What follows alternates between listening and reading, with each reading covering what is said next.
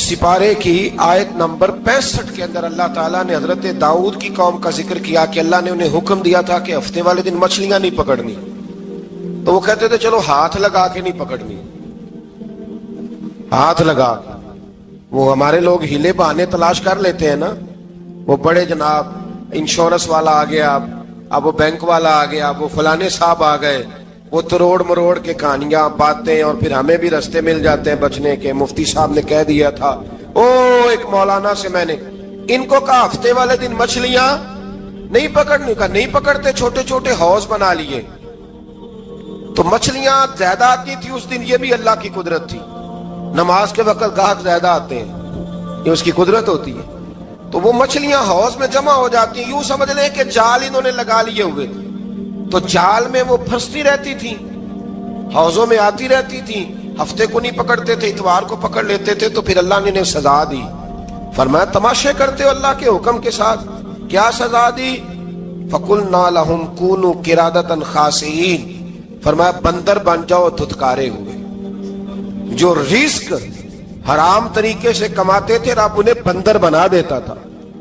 अभी भी मैंने देखे हैं बड़े बड़े ताजर पागलों जैसी जिंदगी गुजार रहे हैं, नफसियाती तौर पे सुकून नहीं है, करोड़ों रुपया पड़ा है। क्यों?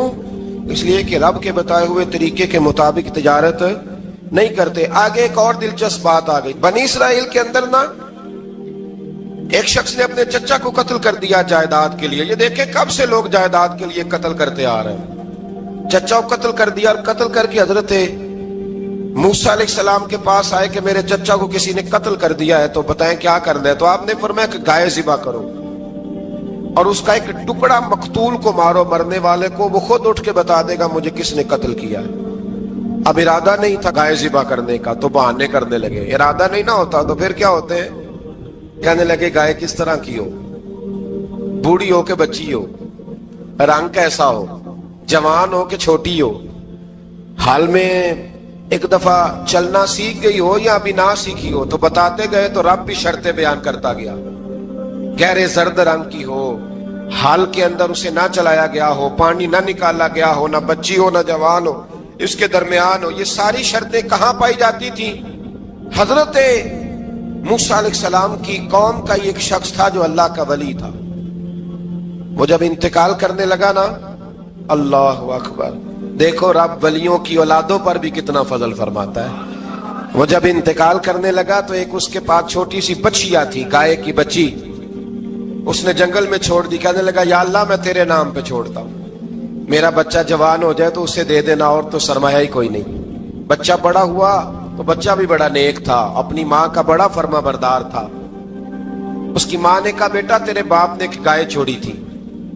तो बच्चा जंगल में गया और जाके कहने लगा ऐ अल्लाह मेरी गाय मुझसे मिला दे। तो रब करीम ने वो गाय वापस कर दी। वो गाय घर ले आया। अब वो कहने लगा अम्मा बेच दूं, तो अम्मा कहने लगी बेटा मेरे पूछे बगैर ना बेचना। कई दफा गाहक लगे पर उसने कहा जब तक मेरी अम्मा ना कहेगी मैं बेचूंगा।